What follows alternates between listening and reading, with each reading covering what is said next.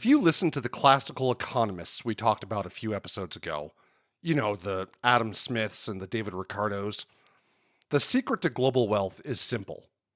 Open your borders, drop your tariffs, let the free market do its job, and trust in the invisible hand. It's a beautiful, elegant theory, and in the 19th century, Britain, the world's very first modern industrialized nation, preached the gospel of laissez-faire and free trade to absolutely anyone who would listen. They traversed the globe, effectively telling the rest of the world, just do what we do and you'll be rich. But what happened when the rest of the world actually looked closely at the British model? They didn't see a universal truth. They saw a trap. They viewed laissez-faire not as a fundamental law of nature, but as a winner's doctrine, a rigged game intentionally designed by the British to cement their own lead and force every other nation to act as a second-class supplier of raw materials. Today we are looking at the challengers. We are going to explore how the United States, Germany, and Japan looked at the British model and completely, utterly rejected it.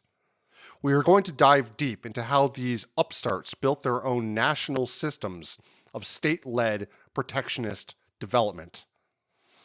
They didn't use the invisible hand. They used the heavy, muscular hand of the state. They wielded tariffs, customs unions, state-sanctioned corporate espionage, and state-owned megafactories to catch up, disrupt the British monopoly, and completely rewrite the global economic map. I'm your host, Devin Hillsdon-Smith, and you're listening to Site Selectors Are People Too. This is episode 6 of the Architects of Prosperity, the Challengers and National Systems of Industrialization. Let's get into it.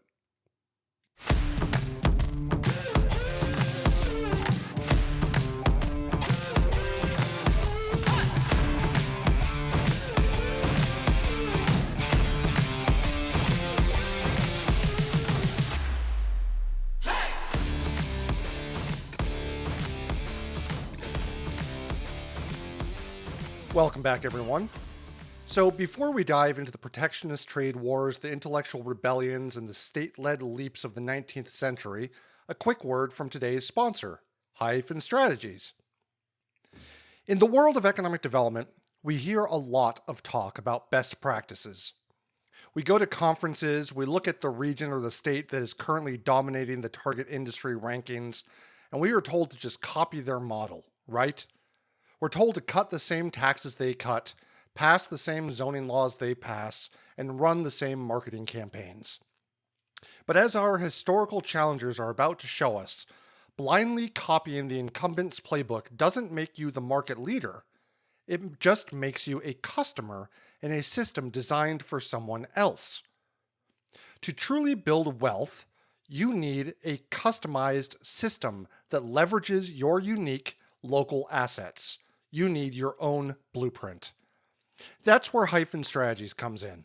Hyphen Strategies is a premier firm that helps communities and corporate leaders stop playing someone else's game. Whether you are trying to build an infant industry from the ground up, designing a highly targeted workforce pipeline, or navigating the aggressive zero-sum realities of modern site selection, Hyphen Strategies gives you the clear-eyed, data-driven roadmap you need to compete and win. Visit www.hyphenstrategiesllc.com to learn how we can help your team build its own national or regional system. All right, let's head across the Atlantic to the newly formed United States of America.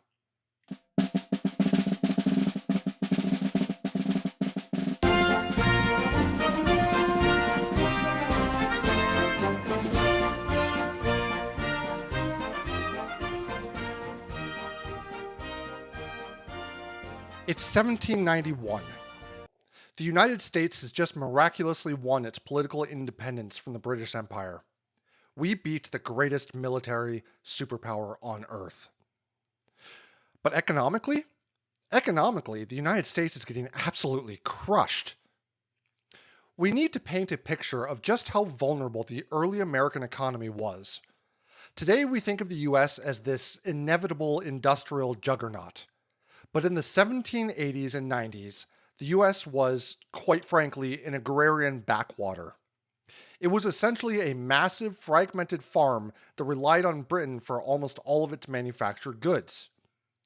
And the British were actively waging a quiet, ruthless, economic war against their former colonies. You see, after the Treaty of Paris, British manufacturers started dumping massive quantities of cheap, mass-produced goods onto American shores. They were intentionally selling goods at a loss just to bankrupt the fragile, newly formed American artisan workshops. They wanted to ensure that the United States remained a permanent customer, exporting cheap cotton and tobacco and importing expensive British cloth and iron. Enter the nation's first Treasury Secretary, Alexander Hamilton. Now, thanks to Broadway, we picture Hamilton as a rapping, visionary founding father. But if you look at his actual economic policy, he was a ruthless, cold, pragmatic architect of state power. Hamilton looked at the American economy and realized a very boring but terrifying truth. If you rely on your geopolitical rival for your shoes, your steel, your ships, and your gunpowder, you aren't actually independent. You're just a colony with a different flag. Hamilton recognized that the classical economic theory coming out of Britain, Adam Smith's Wealth of Nations, the Gospel of Free Trade, was incredibly dangerous for a developing nation. So, in December of 1791, Hamilton submitted a monumental document to Congress called the Report on the Subject of Manufacturers. In this document, he completely rejected laissez-faire economics. He essentially said, free trade is great if you're the one with all the factories. It's great if you are the incumbent. But we don't have any factories. If we play by Adam Smith's rules, we will be poor forever. Hamilton designed what would later be known as the American School of Economics.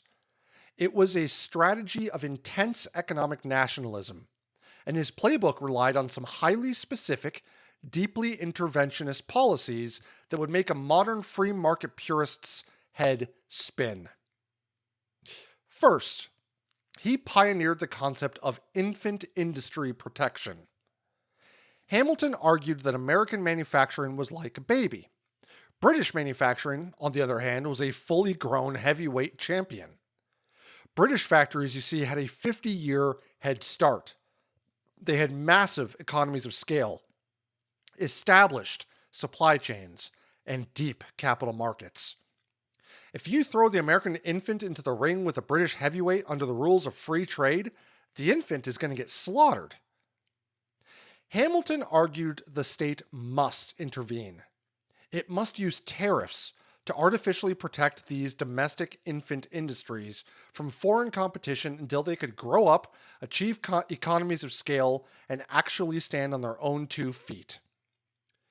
But Hamilton was brilliant because he understood the danger of tariffs. He knew that if you just slap a massive tax on imported goods, the domestic customer is the one who suffers by paying higher prices. So he went one step further. He argued that the government should levy moderate tariffs to raise revenue, and then turn around and use that revenue to pay what he called bounties. Today in economic development, we call them direct corporate subsidies or cash grants. Hamilton explicitly wrote that handing cash directly to strategic industries was the absolute best method to accelerate industrialization without perpetually punishing the American consumer. He wanted the federal government to literally underwrite the risk of starting a factory. But Hamilton had a massive problem. You can have all the protective tariffs and subsidies in the world, but if you don't actually know how to build a steam engine or a mechanized textile loom, you're just throwing money into a fire. The United States severely lacked technical know-how. And the British knew this. The British government had made it a criminal offense to export industrial machinery. They also made it illegal for skilled mechanics or engineers to even leave the country. They were fiercely guarding their intellectual property. So, what did Hamilton do? In his report, he openly advocated for policies to aggressively promote emigration from foreign countries, which is really just a polite 18th century way of saying we need to aggressively poach highly skilled European labor. He proposed that the federal government should financially reward anyone who brought improvements and secrets of extraordinary value to the United States. Let's call it what it was. The United States government was officially sanctioning and paying for corporate espionage. And we have incredible historical examples of this happening. Take the story of Samuel Slater. Now, in the UK, Samuel Slater is historically referred to as Slater the Traitor. In the US, Andrew Jackson called him the father of the American Industrial Revolution. Slater was a young, brilliant apprentice in a British textile mill who had memorized the intricate details of the Arkwright spinning frame, the most advanced piece of technology in the world at the time. He knew he couldn't leave with blueprints. British customs agents searched everyone leaving the country. So in 1789, Slater disguised himself as a simple farmhand, boarded a ship to New York with the blueprints locked entirely inside his head, and sold the designs to an American merchant in Rhode Island. A few decades later, a wealthy Boston merchant named Francis Cabot Lowell did the exact same thing. He toured the highly guarded British textile mills, memorized the design of the Cartwright power loom, sailed back to Massachusetts, and rebuilt the machinery from memory. The United States literally stole its first major industrial tech, and Alexander Hamilton's economic framework was designed to reward exactly that kind of intellectual property theft. Now, you would think that building a self-sufficient, powerful economy would be universally loved in the newly formed US, but it wasn't. Hamilton's report sparked one of the most brutal, existential political fights in American history, and his main opponent was Thomas Jefferson. This wasn't just a disagreement about tax rates. This was a war over the soul and future of the American Republic. Jefferson and his allies in the agrarian South despised Hamilton's vision. Jefferson had spent time in Europe. He had seen the early industrial slums of London and Paris. He looked at the factories and saw disease, poverty, and moral decay. Jefferson believed that the only way to maintain a true, virtuous democracy was through a nation's independent yeoman farmers. He believed that if a man owned his own land and grew his own food, he could not be controlled by a boss or a corrupt politician. To Jefferson, Hamilton's factories meant creating a permanent underclass of wage laborers who would be dependent on wealthy elites. Furthermore, Jefferson argued that tariffs only helped northern factory owners while forcing southern farmers, who exported raw cotton and imported finished goods, to pay artificially high prices. To the south, Hamilton's plan looked like a massive wealth transfer from southern agriculture to northern industry. This ideological battle between the agrarian free trade South and the industrial protectionist North would define American politics for the next 70 years, ultimately contributing to the outbreak of the Civil War. Congress didn't pass all of Hamilton's ambitious subsidy programs right away. Jefferson and his allies fought too hard. But the core philosophy of his report, the American School of Protectionism, quietly became the bedrock of U.S. economic policy. Following the War of 1812, when the U.S. once again realized it couldn't survive without its own factories, politicians like Henry Clay picked up Hamilton's mantle. Clay championed the American system, pairing high protective tariffs with massive federal investments in infrastructure like canals and railroads to connect the industrial East with the agricultural West.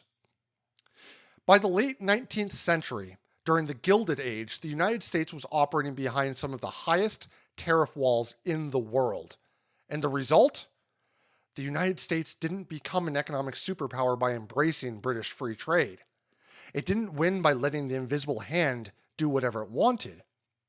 The US overtook Britain to become the world's leading manufacturing nation by the 1890s by executing Alexander Hamilton's aggressively protected, state-subsidized, technology poaching blueprint. The first great challenger had successfully beaten the incumbent at their own game. But they weren't the only ones watching. Across the Atlantic, a fragmented collection of European states was about to use a very different, highly bureaucratic tool to build an industrial fortress of their own.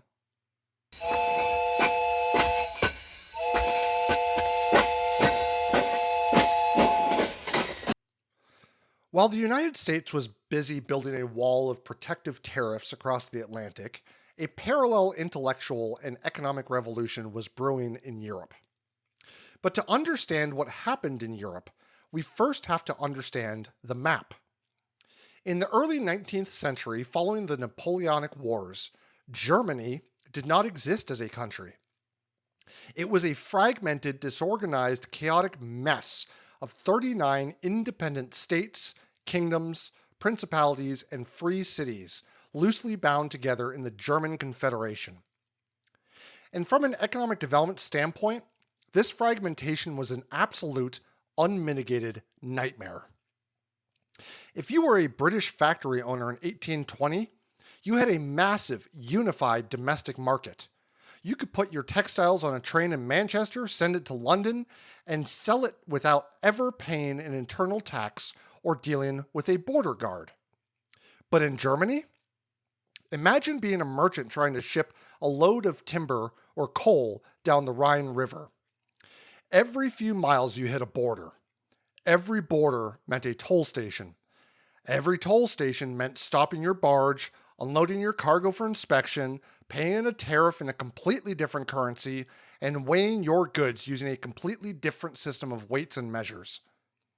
It was said that to ship a boatload of goods from Dresden to Magdeburg, a distance of about 150 miles, required navigating 16 separate customs borders.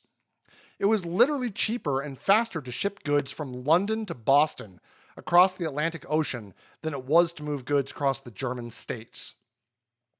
The German economy was suffocating under its own internal borders, and British merchants, with their massive economies of scale, were happily flooding these small, fragmented German states with cheap, mass-produced goods, completely destroying the local German artisan class. Enter an economist named Friedrich List. List is one of the most fascinating, underappreciated figures in economic history. He was not some quiet ivory tower academic. He was a radical, a loudmouth, and a political agitator. In his early years, he was a civil servant in the state of Württemberg, where he started publicly demanding that the German states drop their borders and unite their economies. The government hated this so much that they convicted him of sedition, sentenced him to hard labor, and then told him they would only let him out of prison if he agreed to immediately leave the country. So, in 1825, Friedrich List was exiled. And where did he go? He went to the United States. This is where the history of economic development becomes incredibly interconnected. List settled in Pennsylvania. He read Alexander Hamilton's report. He befriended Henry Clay, the champion of the American system. He saw firsthand how the United States was using protective tariffs to build up its infant industries. List didn't just study this system, he participated in it. He became an entrepreneur, making a small fortune investing in Pennsylvania coal mines and the early American railroads. By the early 1830s, List had secured U.S. citizenship.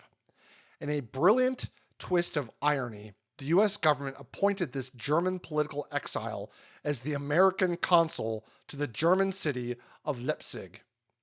So, Friedrich List returned to his homeland, shielded by American diplomatic immunity, carrying Alexander Hamilton's protectionist playbook in his briefcase. In 1841, List published his masterpiece, The National System of Political Economy. In this book, List launched a direct, blistering, and highly publicized assault on Adam Smith, David Ricardo, and the British gospel of free trade.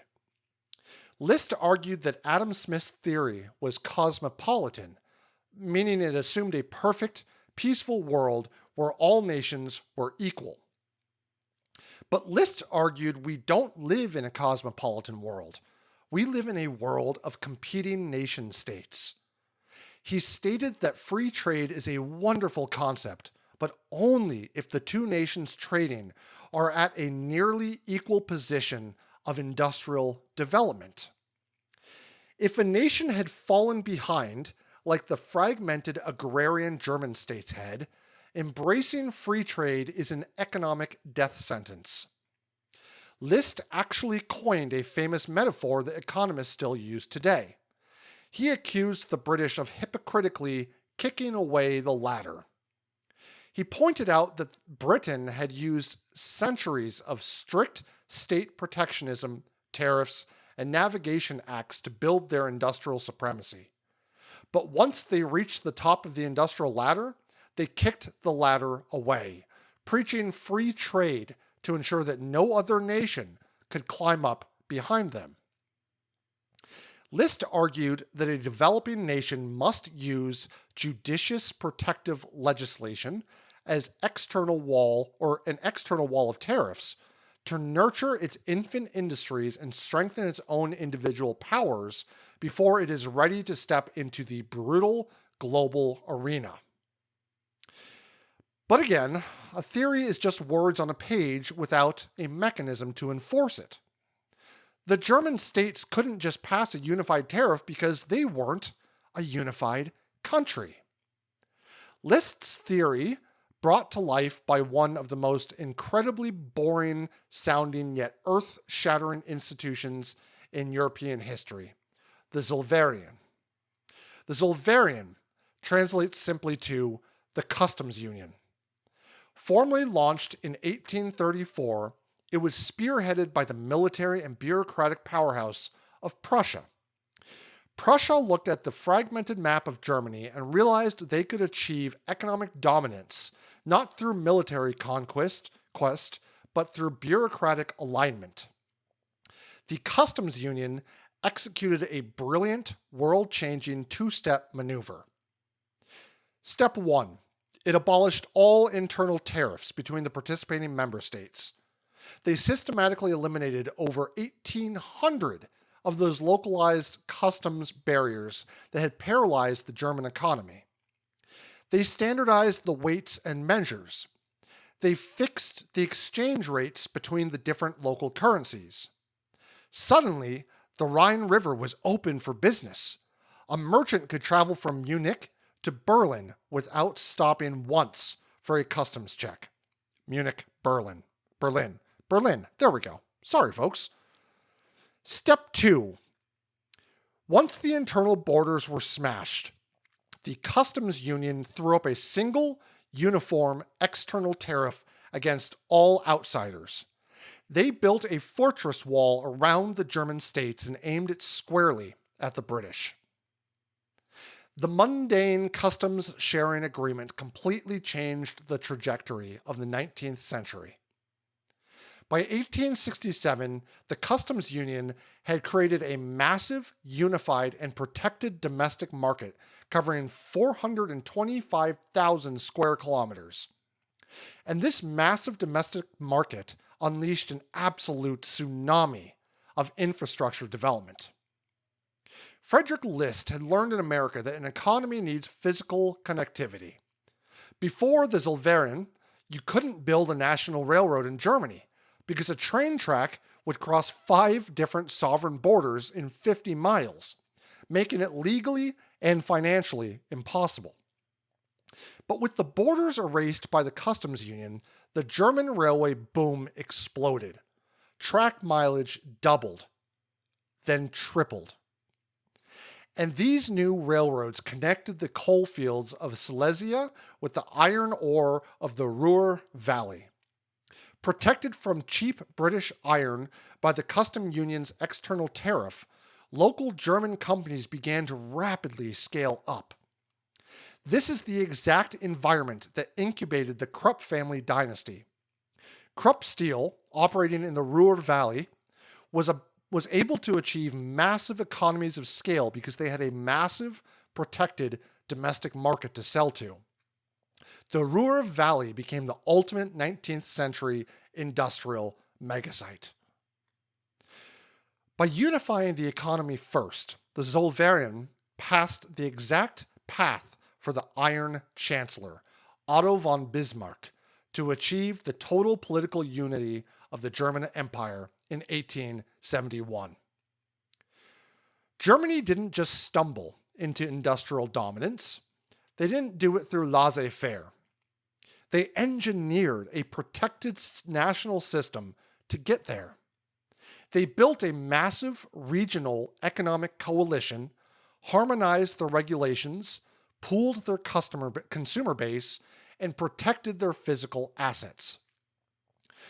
If you work in economic development today and you are trying to build a multi-state coalition, say to secure a massive federal grant for a regional hydrogen hub, or to build a tri-state logistics corridor, you are pulling from the exact same playbook that Prussia used to build the customs union. You are trying to erase the friction of internal borders to build a massive, globally competitive economic bloc. And while Germany was using bureaucracy and customs unions to catch up to the British, halfway across the world, a proud, ancient nation was about to use something much more radical. They were about to use the absolute, total power of the centralized state. When we come back, we're heading to Japan. See you in a second.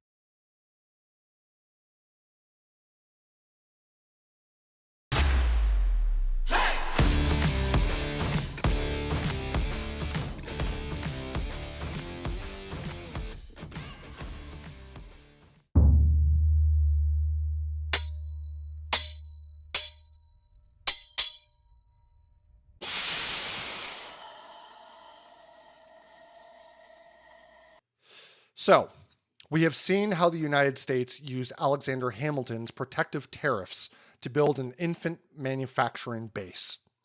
We have seen how Germany used the bureaucratic genius of the customs union to smash its internal borders and build a massive protected domestic market. But if you want to see the most radical, breathtaking, and aggressive challenger model of them all, we have to leave the West entirely. We have to travel to Japan.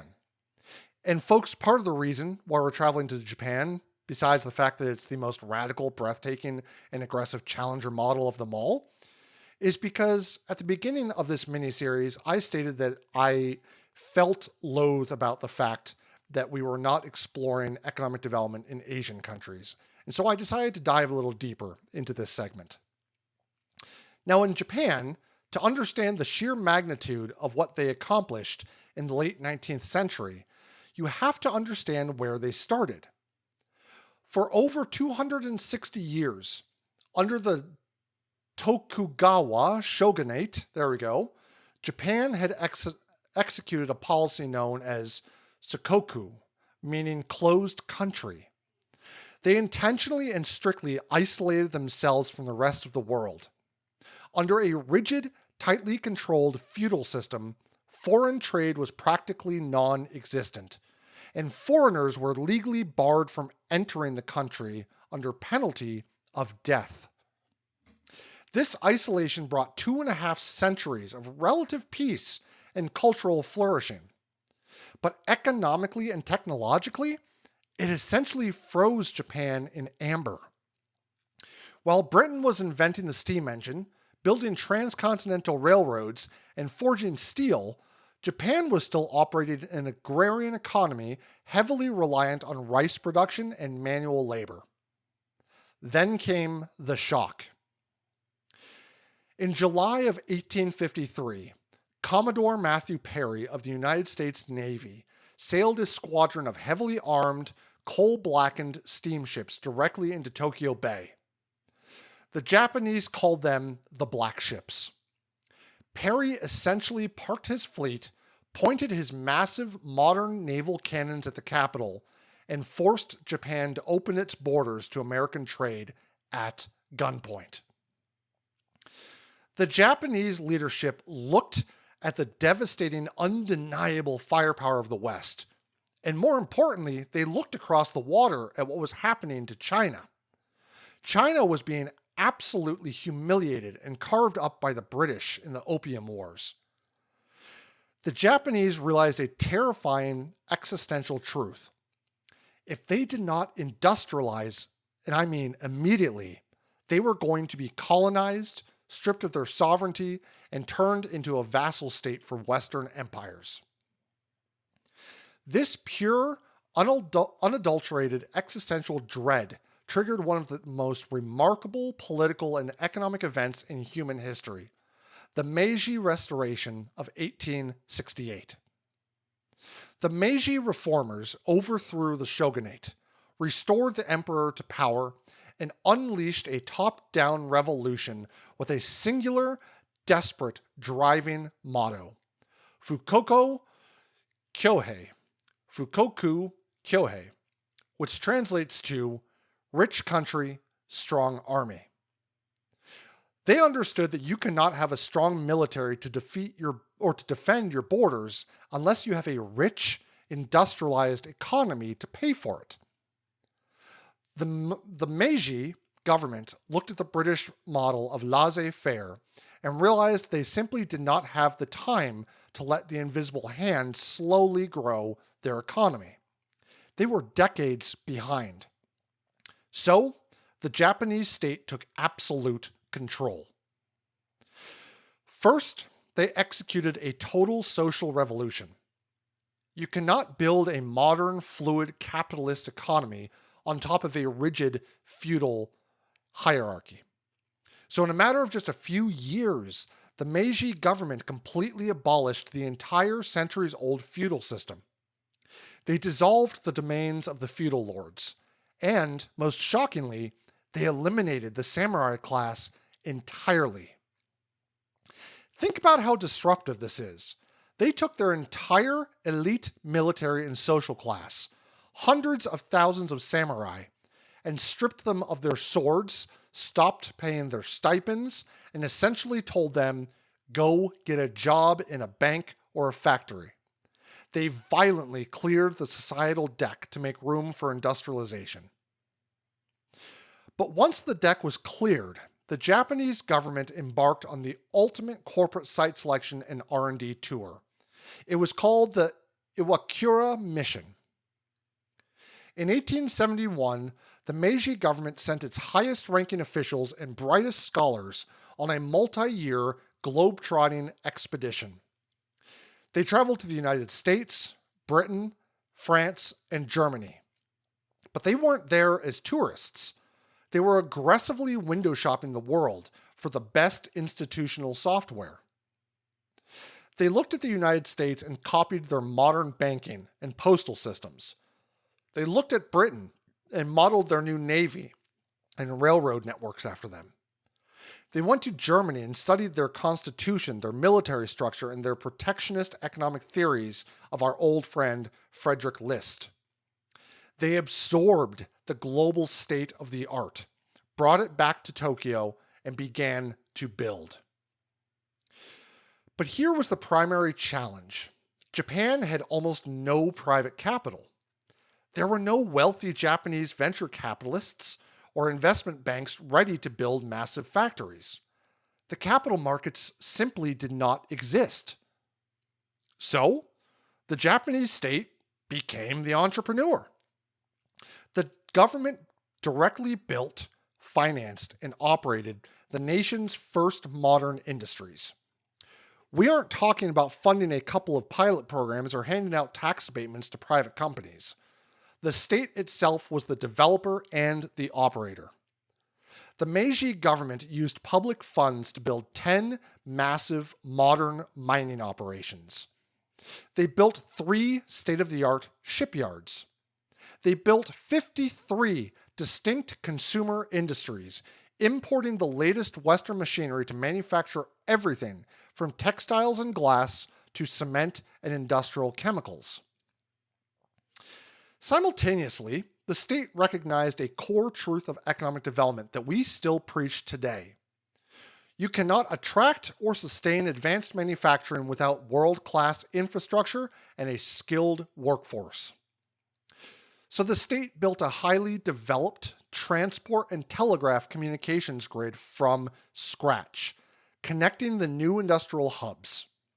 And they adopted a sweeping system of universal education. They understood that an illiterate peasantry couldn't operate complex steam machinery. By the end of the century, Japan had one of the highest literacy rates in the world, explicitly designed to feed a highly competent workforce into their new state-run factories.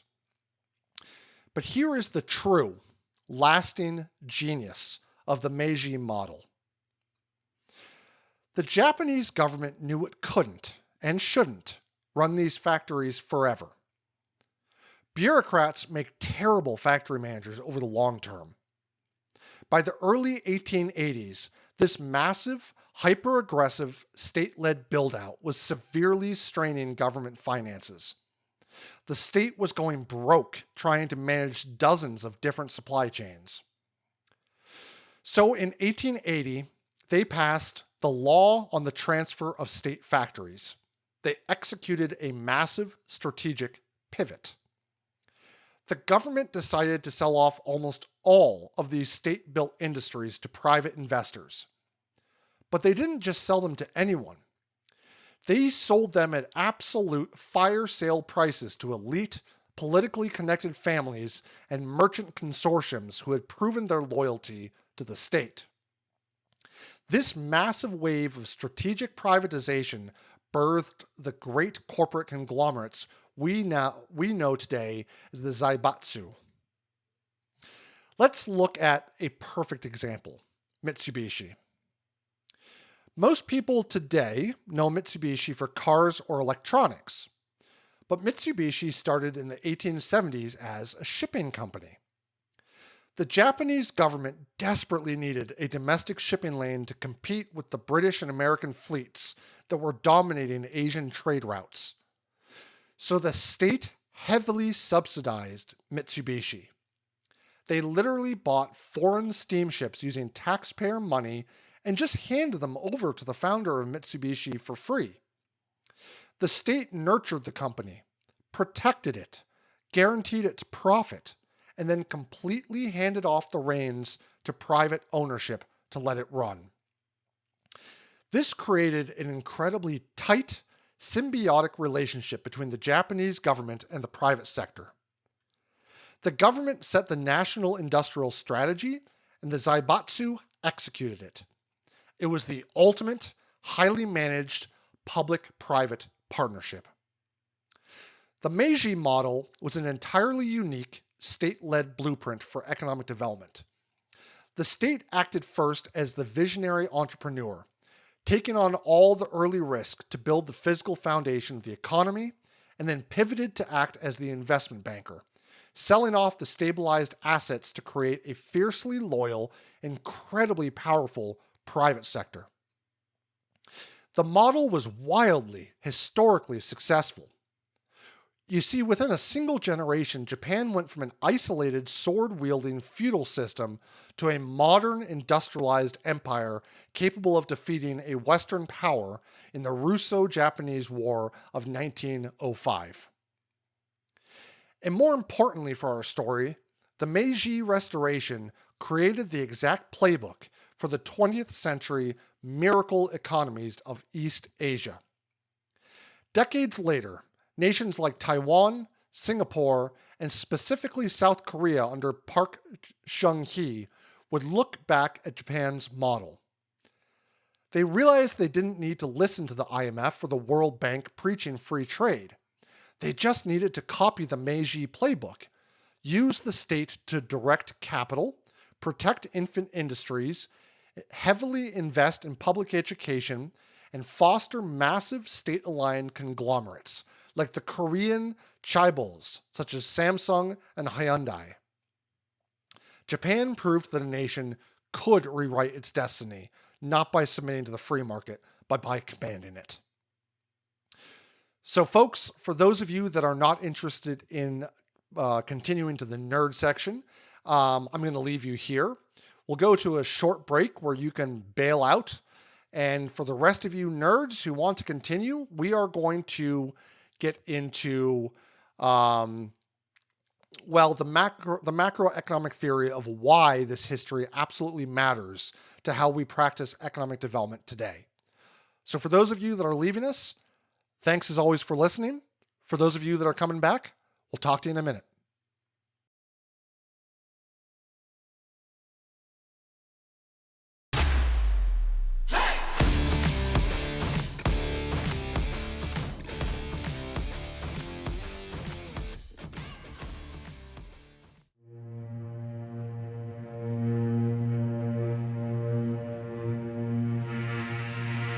All right, nerds. It is time for the nerd section. We have talked about the history. We've watched Alexander Hamilton poach British tech, and we've watched Frederick List erase the internal borders of Germany, and we've watched the Japanese samurai trade their swords for state-run shipyards. But I want to spend the next few minutes digging into the, like I said before, the macroeconomic theory of why this history matters to how we practice economic development today. There is a brilliant institutional economist currently at Cambridge University named Ha-Joon Chang. In 2002, he wrote a book that, in my opinion, every single economic developer, site selector, and elected official should be forced to read. It's called Kicking Away the Ladder. Chang looks at the exact history we just covered, and he points out a massive, glaring hypocrisy in how the modern global economy operates.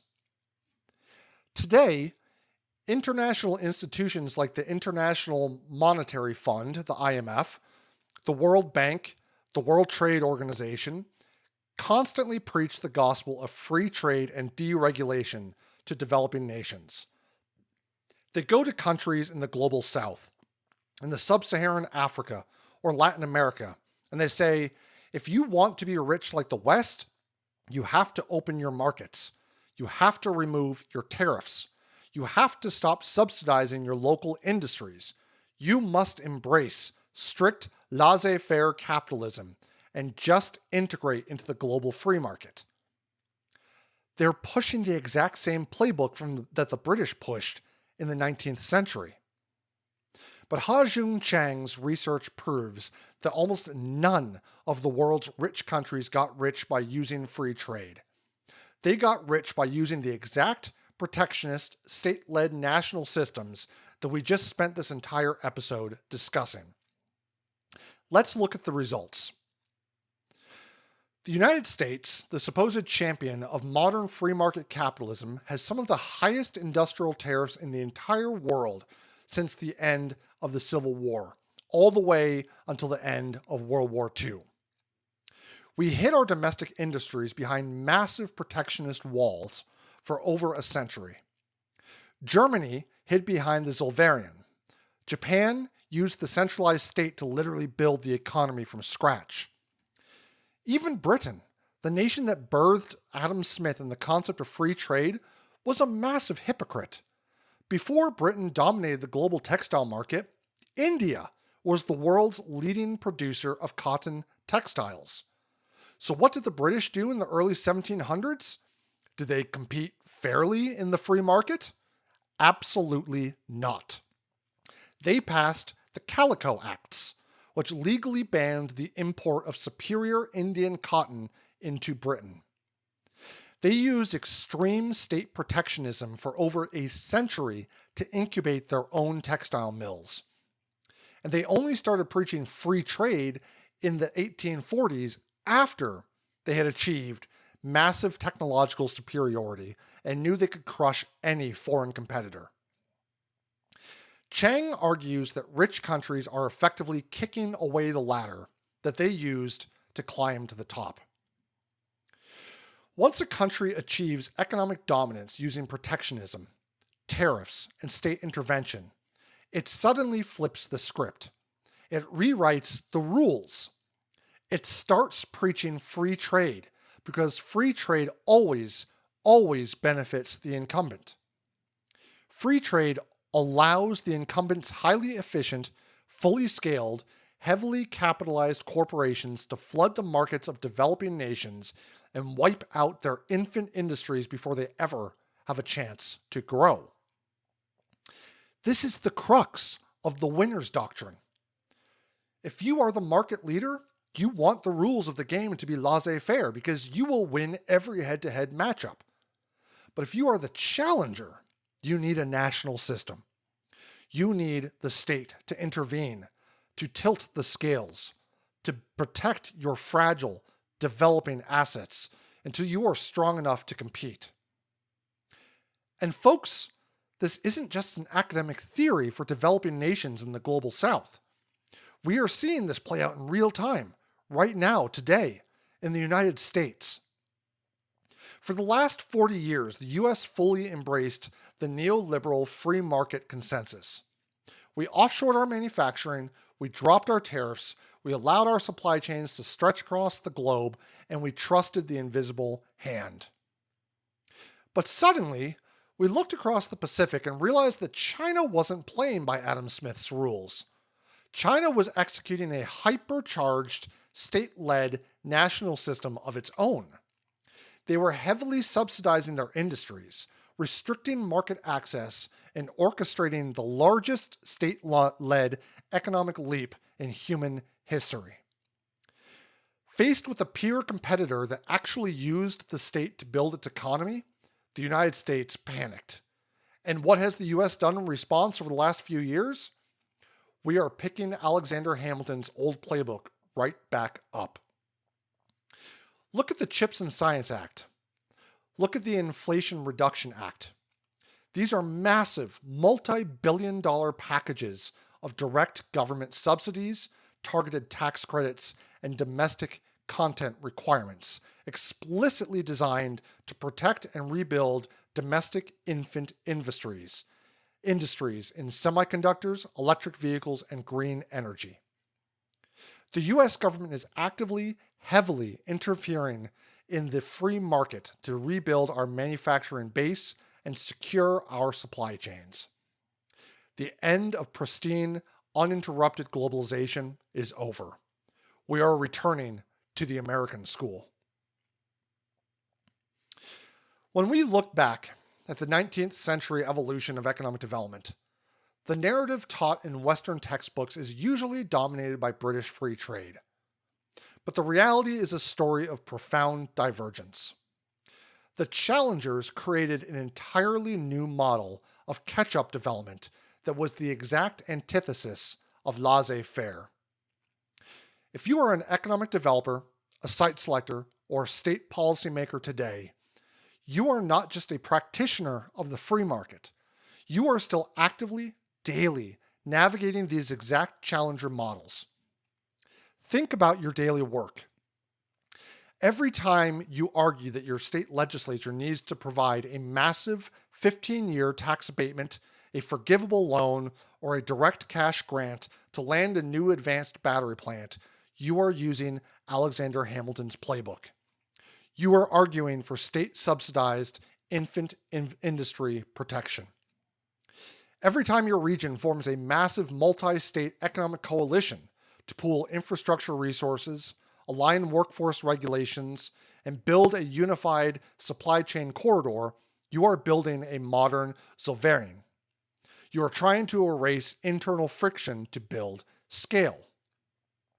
And every time your local government issues public bonds to directly build an industrial park, lay down middle-mile fiber optic cable, or construct a spec building to sell to a private developer later, you are echoing the Meiji Restoration. You are acting as the state entrepreneur.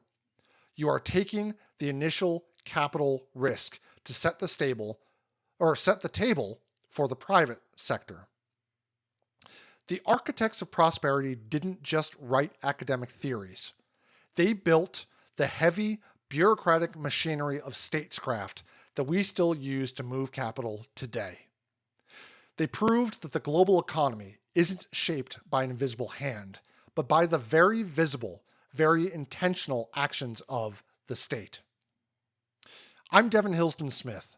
Thank you for sticking with me through this massive deep dive, and thank you for listening to the Architects of Prosperity here on Site Selectors Are People Too. Join us next time as we look at how the physical infrastructure of the world was fundamentally rewired to support these massive competing national systems.